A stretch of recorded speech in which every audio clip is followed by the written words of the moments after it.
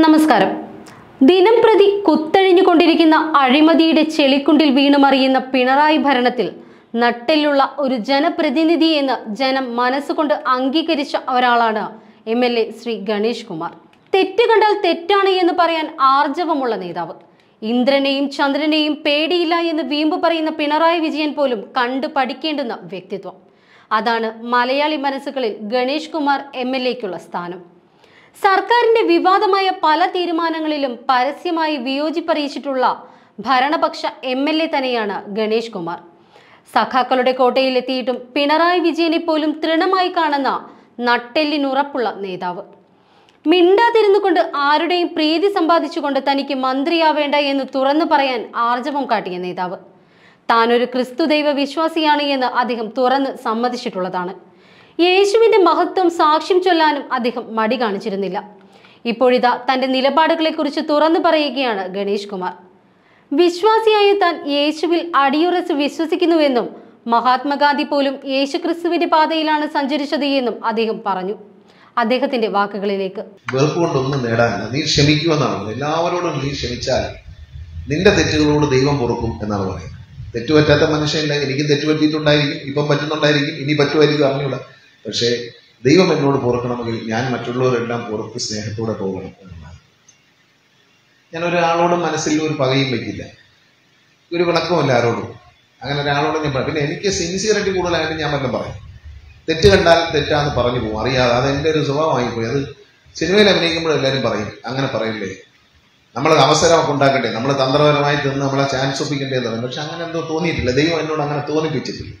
അതുകൊണ്ട് ഞാൻ ഹൃദയത്തിൽ തോന്നുന്ന കാര്യങ്ങൾ തുറന്നു പറയും. 2 ദിവസം പലരും എന്നോട് ചോദിച്ച് കുഞ്ഞുങ്ങളെയും കൊണ്ട് സ്കൂട്ടറിൽ പോകുന്നതിനെ പറ്റി ഞാനൊരു അഭിപ്രായം പറയാം.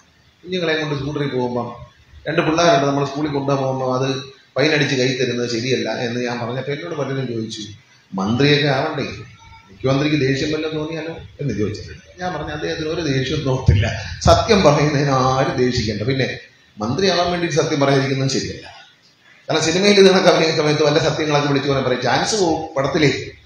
എനിക്ക് ദൈവം കുറിച്ച് വെച്ച എല്ലാ ചാൻസും എനിക്ക് കിട്ടിയിട്ടുണ്ട്. നമ്മൾ ഖുർആനിൽ പറയും, നീ കഴിക്കുന്ന ഓരോ ധാന്യത്തിനും നിന്റെ നാമം എഴുതപ്പെട്ടിരിക്കുന്നു എന്ന് പറയുന്നത്. എൻ്റെ പേരെഴുതിയ ധാന്യമൊക്കെ എനിക്ക് കിട്ടി, ഇനിയും കിട്ടും എന്നാണ് എൻ്റെ വിശ്വാസം. എൻ്റെ പേരെഴുതാത്ത ധാന്യം എനിക്ക് കിട്ടത്തില്ല.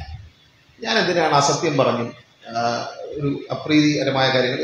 ജീസസിന് പോലും അപ്രിയമായ ചില സത്യങ്ങൾ പറഞ്ഞതുകൊണ്ടാണ് ക്രൂശിതനാകേണ്ടി വന്നത്. ജീസസിനെ കുറിച്ച് അദ്ദേഹത്തിനെ ക്രൂശിക്കുന്നതിന് മുമ്പുള്ള ആരോപണങ്ങളിൽ പ്രധാനപ്പെട്ടത് തെറ്റെന്ന് പറഞ്ഞു എന്നുള്ളതാണ്. പിന്നെ ദേവാലയങ്ങളെ വ്യാപാര സ്ഥാപനമാക്കാൻ പറ്റില്ല എന്ന് അദ്ദേഹം പറഞ്ഞതാണ്. പിന്നെ അദ്ദേഹം അന്ന് വരെയുള്ള ആചാരങ്ങളെ തള്ളി പറഞ്ഞില്ല. അദ്ദേഹം സത്യസന്ധമായിട്ട് പറഞ്ഞിട്ടുള്ളൂ. പക്ഷേ അദ്ദേഹം ക്രൂശിതനായത്, സത്യം പറഞ്ഞിട്ടാലും ശരി, എന്ത് നിഷ്കളങ്കനായ ഒരു ദൈവപുത്രൻ ക്രൂശിതനാകുന്നത് നമ്മുടെ രക്ഷയ്ക്ക് വേണ്ടിയിട്ടാണ്. അദ്ദേഹത്തിന്റെ പരിശുദ്ധ രക്തം ക്രൂശിലൂടെ ഒഴുകി ഭൂമിയിൽ വീണത് നമ്മളെപ്പോലുള്ളവരുടെ പാപങ്ങളെ ഏറ്റെടുത്തുകൊണ്ടാണ് നമുക്ക് എല്ലാവർക്കും.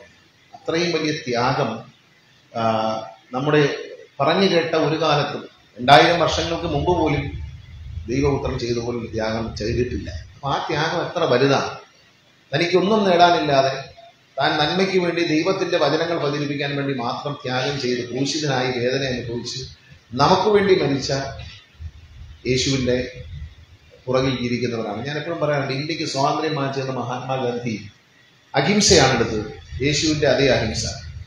നമ്മൾ പ്രത്യേകിച്ച് അറിയാം, മഹാത്മാഗാന്ധിയുടെ ജീവിതം എടുത്താൽ മഹാത്മാഗാന്ധി ബ്രിട്ടീഷ് സാമ്രാജ്യത്തിനെതിരെ പോരാടിയത് ജീസസ് ക്രൈസ്റ്റിന്റെ ബൈബിളിൽ പറയുന്നത്. അദ്ദേഹം ബ്രാഹ്മണനായിരുന്നു, അദ്ദേഹം ഹിന്ദു ആയിരുന്നു, അദ്ദേഹം വെടിയേറ്റ് വീഴുമ്പോഴും ഹേ റാം എന്ന് പറഞ്ഞെങ്കിലും അദ്ദേഹത്തിന്റെ ജീവിത രീതികൾ ബ്രിട്ടീഷ് സാമ്രാജ്യത്തെ അദ്ദേഹം മുട്ടുമടക്കിപ്പിച്ചത് ഈ യേശു ക്രിസ്തുവിന്റെ വഴിയിലൂടെയാണ്. നിന്നെ അടിക്കുന്നവന്റെ മറുകരണം കാണിച്ചു കൊടുക്കണമെന്നാണ്. മഹാത്മജിയെ കാലുകൊണ്ട് ചവിട്ടിയ ആളോട് അദ്ദേഹം ചോദിച്ചത്, എന്റെ പല്ല് പോയപ്പോൾ അദ്ദേഹം ചോദിച്ചു, നിങ്ങളുടെ കാലിനൊന്നില്ലല്ലോ എന്നാണ് ചോദിച്ചത്. ഇത്രയും വലിയ ഒരു, ശരിക്കും പറഞ്ഞാൽ ജീസസ് ക്രൈസ്റ്റിന്റെ വാക്കുകളെ ജീവിതത്തിൽ പകർത്തിയ വ്യക്തിത്വമായിരുന്നു മഹാത്മാഗാന്ധി. മഹാത്മാഗാന്ധിയുടെ ഓരോ പ്രവർത്തനങ്ങളും നമ്മളെടുത്ത് പരിശോധിക്കും. എല്ലാ ജോലിയും അദ്ദേഹം തന്നെത്താനെ ചെയ്യുമായിരുന്നു, ആര് സഹായികളെ ആവശ്യമുണ്ടായിരുന്നു. അങ്ങനെയൊക്കെ നല്ല ഒരു മാതൃകയായി അദ്ദേഹം, മഹാത്മാഗാന്ധി യഥാർത്ഥത്തിൽ മാതൃകയായി സ്വീകരിച്ചിരിക്കുന്നത് ജീസസ് ക്രൈസ്റ്റ്. ഞാൻ ഇവിടെ വന്നപ്പോൾ കണ്ട നമ്മുടെ ഇടവകയിലെ കൂടുതൽ സഹോദരിമാരും ഒരേപോലത്തെ വസ്ത്രം, എല്ലാ സഹോദരന്മാരും ഒരേ കളറുള്ള വസ്ത്രം. ഇത് നമുക്ക് വസ്ത്രത്തിൽ മാത്രം പോരാ. ഒരേ മനസ്സും ഒരേ സ്നേഹവും ഒരേ ചിന്തയും നമുക്കുണ്ടാകണം. സമൂഹത്തിന് നന്മ ചെയ്യുക എന്നുള്ള ചിന്ത മാത്രമാണ്. ഇവിടെ ഇരുന്നപ്പോൾ അച്ഛനോട് പറഞ്ഞു, ഒരു സഹോദരിയുടെ വയർ ഓപ്പറേഷൻ ചെയ്തതിനെ പറ്റിയിട്ട് അച്ഛൻ പറഞ്ഞു, ഒരു അച്ഛൻ പാട്ടൊക്കെ പാടുന്ന ആളാണ്. അച്ഛൻ്റെ സൈറ്റിലേക്ക് ഒന്ന് പ്രസന്റ് ചെയ്തപ്പോൾ അത് ഭയങ്കരമായിട്ട് ആൾക്കാർ കണ്ടു, ഈ സന്തോഷം തോന്നിയത്. അതൊന്നും ഒരു അറിഞ്ഞു വെച്ചുകൊണ്ട് ചെയ്യണമെന്നൊന്നും ചെയ്യുന്ന കാര്യങ്ങളല്ല. നമ്മുടെ മുന്നിൽ വരുന്ന ഒരുപാട് പ്രശ്നങ്ങൾ ചിലത് അവതരിപ്പിക്കാൻ ദൈവം അവസരം തരും. ഞാനിപ്പോഴും ആലോചിക്കാറുണ്ട്, ആ സഹോദരി ഞാൻ പറഞ്ഞു, നിങ്ങളെ ഭാഗ്യമാണ്, ദൈവം നിങ്ങളോട് കരുണ കാണിച്ചാണ്. കാരണം അന്നത്തെ ദിവസം നിയമസഭ അടിച്ചു പിരിഞ്ഞതാണ്, എന്നിട്ടും തുടർന്ന്. അപ്പോൾ എനിക്ക് പ്രസംഗിക്കാൻ അവസരം കിട്ടി. 8 മിനിറ്റാണ് എനിക്ക് തന്നത്. ആ സമയത്ത് ബഹുമാനായ സ്പീക്കർ ചെയറിൽ വന്നു, എനിക്ക് 18 മിനിറ്റ് സംസാരിക്കാൻ അവസരം. അന്ന് തിരക്കില്ലായിരുന്നു, കാരണം പ്രതിപക്ഷം ഇല്ലായിരുന്നു, ഭരണപക്ഷം മാത്രമേ ഉള്ളായിരുന്നു. അപ്പോൾ ആഴ്ചയും വിട്ടു. ഈ 18 മിനിറ്റ് കൊണ്ട് ഞാൻ പറഞ്ഞ കാര്യങ്ങൾ ശരിയാണ് എന്ന് ബോധ്യപ്പെട്ടു. ഞാൻ വാചകം കൊണ്ട് നിർത്തിയില്ല. ആ സഹോദരിയെ ഞാൻ എറണാകുളത്ത് ഹോസ്പിറ്റലിൽ ആസ്റ്റർ മെഡിസിറ്റിയുമായി സംസാരിച്ച് അവിടെ കൊണ്ടുപോയി. ഇത് 8.5 ലക്ഷം രൂപയുടെ ചികിത്സയാണ് അവർ ചെയ്തത്.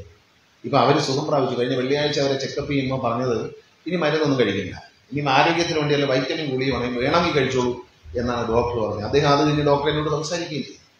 ഇന്നലെ ടി വിയിൽ കാണിച്ചു, 24-ൽ കാണിക്കുന്നുണ്ട്, ഇതേപോലെ ഒരു സഹോദരിയുടെ വയറ് വെട്ടിപ്പൊളിച്ചു വിട്ടിരിക്കുന്നു. ഭർത്താവ് 3.5 ലക്ഷം രൂപ ചെലവാക്കി സ്വകാര്യ ആശുപത്രിയിൽ ശരിയാക്കി. മെഡിക്കൽ കോളേജ് ഇതേ ഡോക്ടർ ഞാൻ പറഞ്ഞറിയാം. എന്നെ കണ്ട് പിടിച്ച് തിന്നുവെന്നാണ്. ഞാൻ അതിനൊന്നും ഭയപ്പെടുന്നത്. എന്നെ ക്രൂശിച്ചുള്ളൂ, ഞാൻ സത്യമേ പറഞ്ഞിട്ടുള്ളൂ. ഇന്ന് വരെ 2001 ഞാൻ ഈ നാട്ടിൽ വന്നു. അന്ന് പോലും നിങ്ങൾ എന്നെ കാണുന്നതാണ്, എന്നെ അറിയുന്നതാണ്. ഓരോരുത്തർക്കും എന്നെ വ്യക്തിപരമായിട്ട് അറിയാം, എനിക്ക് അങ്ങോട്ടും അറിയാം. ഞാൻ പറയുന്ന വാക്ക് പാലിക്കും. ദൈവത്തിന്റെ നാമത്തിലാണ് എൻ്റെ എല്ലാ പ്രവൃത്തിയും ദൈവം കാണുമെന്ന് വിശ്വസിക്കുന്നതാണ്. നമ്മൾ അങ്ങനെയാകണം. നമ്മൾ നല്ല പ്രവൃത്തികൾ എപ്പോഴും. ഇവിടെ തന്നെ ഇപ്പം ചോദിച്ചപ്പോൾ അച്ഛൻ എന്ത് പറഞ്ഞു, ഈ കൊലയുടെ ആരാണ്ടിനിടയിൽ കൂടെ ആളവിടെ പറഞ്ഞ് പള്ളിയുടെ സ്ഥലം വരെ പതിച്ചു വാങ്ങിക്കാൻ നടക്കുന്ന അങ്ങനെ ദുഷ്ടചിന്തയുള്ള ആൾക്കാരുണ്ട്. ഇത് പള്ളിയുടെ നാളെന്ന് അറിയാത്ത ഒരാളും ഈ നാട്ടിലില്ല. അതിൻ്റെ ഒരു 60 സെന്റ് സ്ഥലം വേറെ കള്ള നമ്പർ എഴുതി അങ്ങോട്ട് മാറ്റിയെടുക്കുന്ന ആ ഒരു ചിന്താഗതി ആർക്ക്, അത് പള്ളിക്കുള്ളതാണ്, പള്ളിയുടേതാണ്, നമ്മളതല്ല. നമ്മൾ അങ്ങോട്ട് കയറേണ്ട കാര്യമില്ലല്ലോ. അവനവനുള്ളത് കൊണ്ട് അവനവൻ ജീവിക്കുന്ന ആ ഒരു മനോഭാവം. നമുക്ക് ദൈവം തന്നത് കൊണ്ട് തൃപ്തിപ്പെട്ടാൽ നമ്മൾ കാണുന്നതിനപ്പുറം നമുക്ക് കിട്ടും. എൻ്റെ ജീവിതാനുഭവം അങ്ങനെയാണ് എന്നെ പഠിപ്പിച്ചത്. ഞാൻ സിനിമയിലൊക്കെ അഭിനയിച്ച് എനിക്ക് ശേഷം സിനിമയിൽ വന്ന പല ആളുകളും സൂപ്പർ സ്റ്റാർ. അച്ഛൻ പറഞ്ഞു 96-ൽ എന്നെ, ഞാൻ 83-ൽ സിനിമയാണ്. അച്ഛൻ അന്ന് വളരെ ചെറുപ്പമാണ്, ടി വിയെ കൊണ്ടാണ് അദ്ദേഹം കണ്ടെന്ന് പറഞ്ഞു. ഞാൻ അന്ന് സിനിമയിൽ വരുമ്പോൾ സിനിമയില്ലാത്ത പല ആളുകളും പിന്നീട് വലിയ സ്റ്റാർസായി. അപ്പോൾ എനിക്ക് അവരോടൊക്കെ അസൂയ തോന്നുമായിരുന്നു. ദൈവം എനിക്കിതൊന്നും കിട്ടിയില്ല, അവർ വലിയ സ്റ്റാറായി, നമ്മളെങ്ങനെ വയ്ക്കുന്നതേ ഉള്ളൂ എന്ന് തോന്നി. ഒരു ദിവസം ദൈവം എന്നോട് പറഞ്ഞു, എടാ അവനെ, നിനക്ക് ഇതൊക്കെ മതി. അപ്പം ഞാൻ ഒരു സീരിയലിലൊക്കെ നായകനായിട്ട് അഭിനയിക്കുന്നുണ്ട്, സിനിമയിലൊക്കെ നിനക്കിത് മതി എന്ന് ദൈവം എന്നോട് പറഞ്ഞു. നിനക്കിത് മതി, നീ ഇതുകൊണ്ടങ്ങ് തൃപ്തിപ്പെട്ടു എന്ന്. ഞാൻ അതുകൊണ്ട് തൃപ്തിപ്പെടാൻ തീരുമാനിച്ചു. അന്ന് വരെ എനിക്ക് ഭയങ്കര അസ്വസ്ഥതയായിരുന്നു. കാരണം എനിക്കില്ലേ ഇല്ല, അവന് കിട്ടി എനിക്ക് കിട്ടിയില്ല എന്നുള്ള ദണ്ണം, ഭയങ്കര ദണ്ണം.